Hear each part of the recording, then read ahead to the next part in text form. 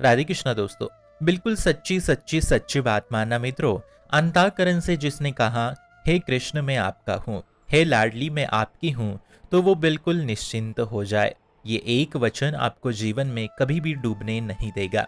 एक ही यही वचन केवल एक बार कोई हृदय से कहे कि हे प्रभु श्री कृष्ण, मैं नहीं जानता शास्त्र, मैं नहीं जानता भजन, मैं नहीं जानता कोई नियम साधन, मैं नहीं जानता कीर्तन क्या है, लेकिन आप मेरे हो। बस सच्ची बात मानना, फिर देख लेना कि आपका जीवन ऐसा परिवर्तित हो जाएगा, उसके जीवन का ऐसा विधान बनेगा कि वो एक दिन पूर्णता निर्विकार होकर परमात्मा महात्मा हो जाएगा। गृहस्थ में रह के वो महात्मा बन जाएगा, ये हम नहीं कह रहे हैं, और ना ही कोई संत और ना ही कोई महापुरुष, ये स्वयं ठाकुर जी गीता जी में कह रहे हैं। चित्रम भवति धर्मात्मा साधुर्यस्व सब अंतभ्यः सम्यक व्यवस्थिता ऐसा अभिचेस दुराचारो बचते माम अनन्य भाव साधुर्यस्व सब अंतभ्यः सम्यक व्यवस्थिता ऐसा।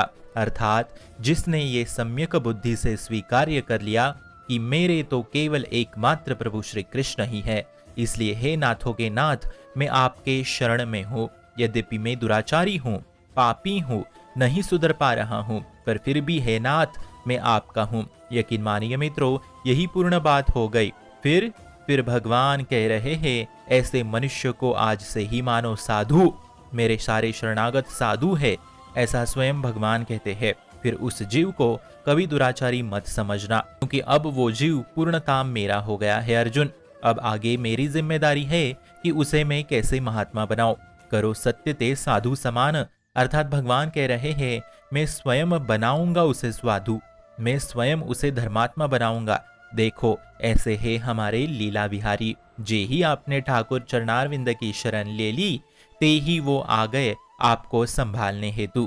फिर आपका कर्तव्य खत्म, फिर प्रभु की लीला शुरू। पर ये एकदम हृदय के अंतःकरण से होना चाहिए मित्रों, ऊपर ऊपर से नहीं, एकदम भीतर से कि हे नाथ मैं आपका हूँ, मैं आपकी हूँ, मैं आपकी शरण में हूँ। अब शरण लेना मतलब पूर्ण रूप से उन्हीं पे निर्भर हो जाना।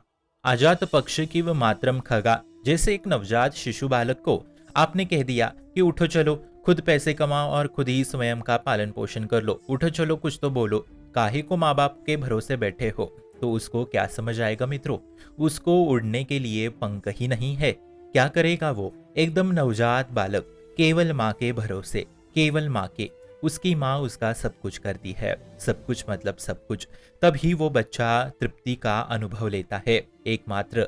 ठीक मित्रों, हमें ऐसे ही हो जाना है उस बालक की तरह कि मेरे में कोई सामर्थ्य है ही नहीं कि मैं कुछ कर पाऊँ, मेरे माँ बाप, मेरे प्रभु ही मेरा सब कुछ कर लेंगे। यही शरणागति है मित्रों।